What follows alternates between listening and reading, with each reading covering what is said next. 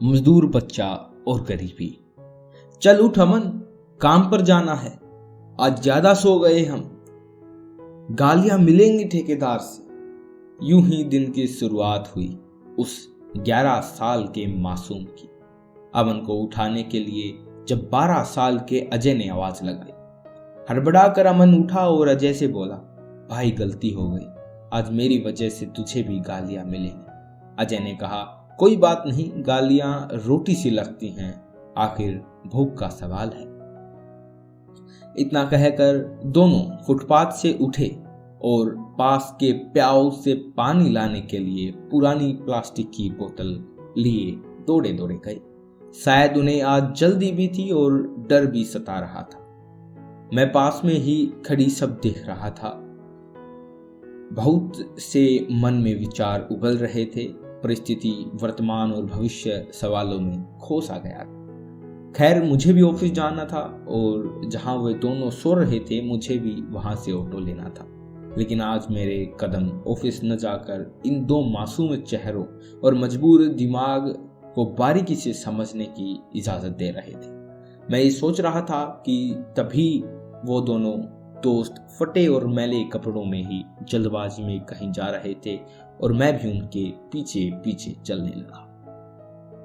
लगभग 2 किलोमीटर चलने के बाद मैं एक ईंट के भट्टे के पर पहुंचा, जहां ये दोनों दोस्त डरे सहमे एक रौब दिखाने वाले आदमी के सामने खड़े थे। मैं दूर से उस आदमी को इन दो बच्चों की बातें सुन रहा था। वो आदमी इन दो बच्चों को गालियों से उनका स्वागत कर रहा था और वापस चले जाने को कह रहा था। लेकिन बच्चे माफ कर दो, कल से गलती नहीं होगी, और साथ ही बोल रहे थे, कल अधिक काम किया था, माफ कर दो, शरीर दुख रहा था, नींद ज्यादा आ गई, माफ कर दो। खैर, उस ठेकेदार ने दोनों को काम पर लगा लिया और दोनों ईंट बनाने के लिए मिट्टी की खुदाई करने लगे। लेकिन ये क्या, अब वो मुस्कुरा रहे थे। शायद मासूम होने के साथ साथ दिल के भी सच्चे थे वो। आखिर मोहब्बत जो थी अपने कार्य से नहीं।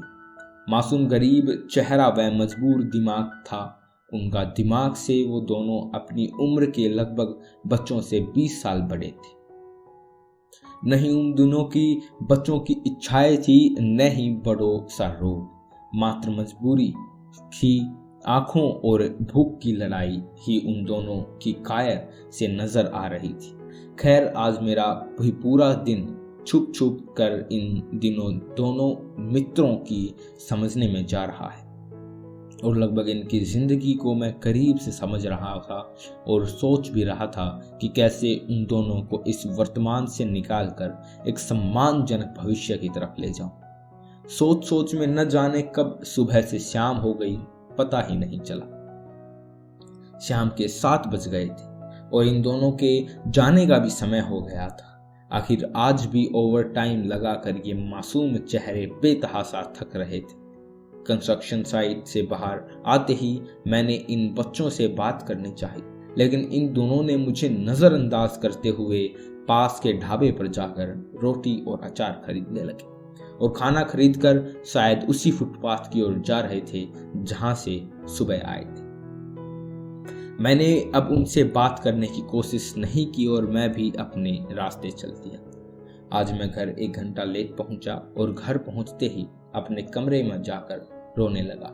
शायद मैंने आज असली जिंदगी को देखा था, बेवफा बेबसी की को पास से समझा था, भूख को तड़पते देखा था, बच्चों को मिटते देखा था, गरीब को रोते देखा था और न जाने कितने दर्द देखे थे।